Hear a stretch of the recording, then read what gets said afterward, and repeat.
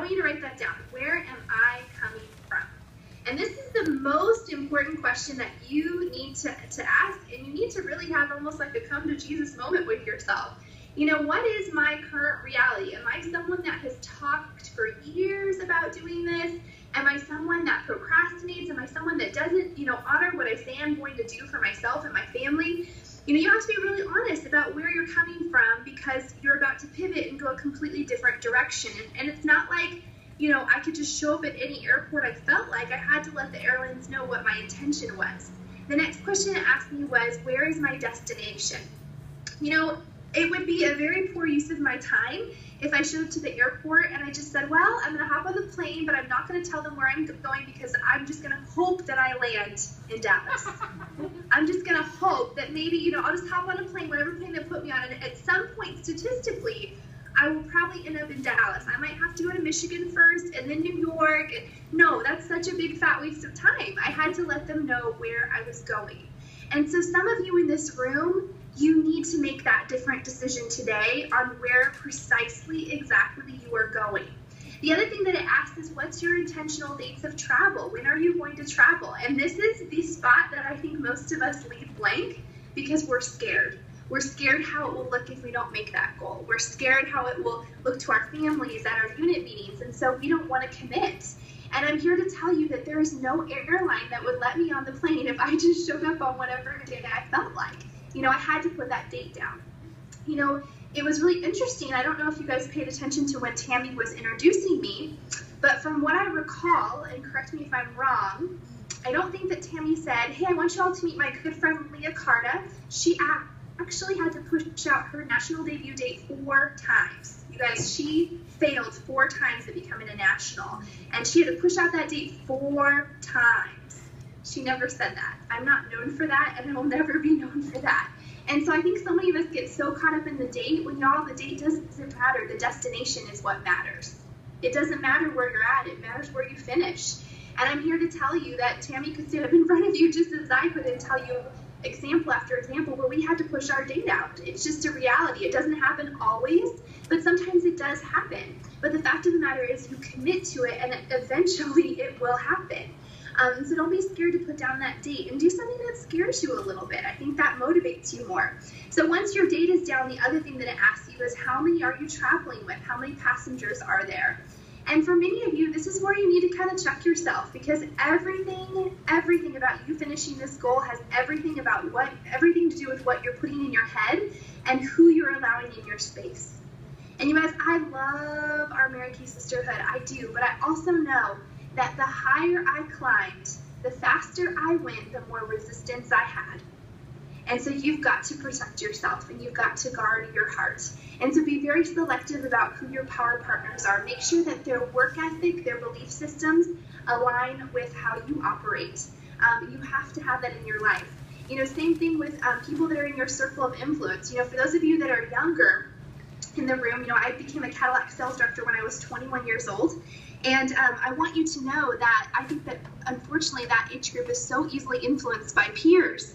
And, I came to realize a long time ago that they don't pay my bills and they don't live my life. And so I knew that the only opinion that mattered was my own and the people that were on board with my goal.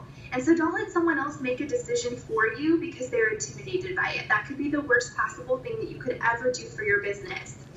Okay, so here's the kicker.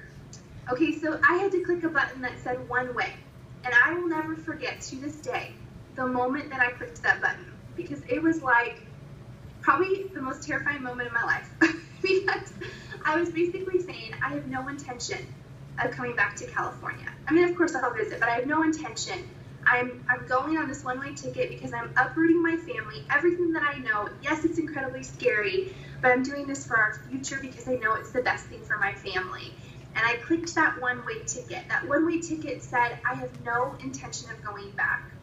Now, why this has everything to do with your Mary Kay business is because most of you in this room, and I'm just going to be very honest, most of you in this room have booked a round-trip ticket, meaning that you have a backup plan, meaning that you're, in your mind, well, I'm going to go for it by retreat. I'm going to try to become a sales director by retreat, but if not, I'll be a red jacket.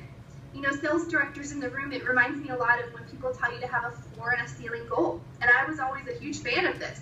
My ceiling goal is $1 million, my floor goal is 500. Well, I just gave myself permission to not do the $1 million and say that it's totally okay to do the 500,000, which it absolutely is, but do you see how I'm sabotaging myself? So some of you in this room need to make a different decision today that you're going to book a one-way ticket, because a round-trip ticket, you're just going to go back to where you started from. So what needs to be different about your behavior, your work ethic?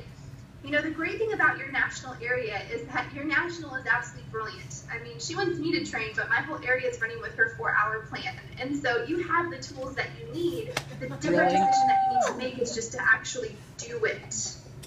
Isn't that a brilliant thought? Just do it. You already have the plan. So what does your ticket say? Is it one way or round trip? Okay, looking at my notes here. All right, so one of the things that I think that really works in a successful Mary Kay business is that if you can be a great leader that inspires action in other people. And I'm a researcher, and so when I first thought about this topic, I came across several examples of great leaders in our history that show what I'm talking about. So if you have a piece of paper in front of you, if you can draw one circle and then another circle around it, so it almost looks like a donut, and then a circle around that, so you've got like 3 circles, like 3 rings.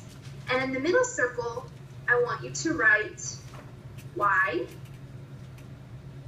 in the middle circle. So the inner circle is Y, the middle circle would be, the middle ring, I guess, would be how, and then the outside would be what.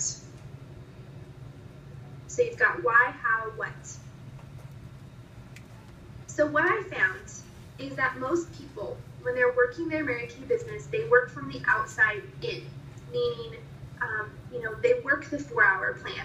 They share the opportunity. They go and book bookings from bookings. And not to say that those are wrong things. Those are everything that you should be doing, but where you should be starting is the inner circle and working your way out. So for example, let's take your 4-hour plan that your national area is known for.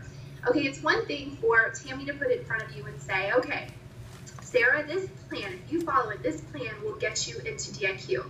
Now, we all know that that's 100% true. But what Sarah has to do is she has to work backwards from that and not just think, okay, this plan will get me into DIQ, but what will it feel like to be in DIQ? How will my life change as a sales director? How will my family be impacted by me giving myself that 300% pay increase? Why is it important that I do this? The plan is everything, but if you don't have that why to back your plan, you're never going to complete the plan. You see, the thing that drives us the most is when it makes our heart beat, when it makes our heart skip. I often compare Mary Kay to a marriage. For those of you who have been married for a while, for one, it takes work on both ends, but I also know that there are times that you have to remember why you fell in love. You have to go back and remember why you signed your beauty consultant agreement, because some of you maybe have let your dream die, or maybe for some of you, your why has expired. I had a huge aha several years ago. And one of my directors, she had a baby, and she was like this stellar, rock star all the time, and then something happened, and I couldn't figure out why.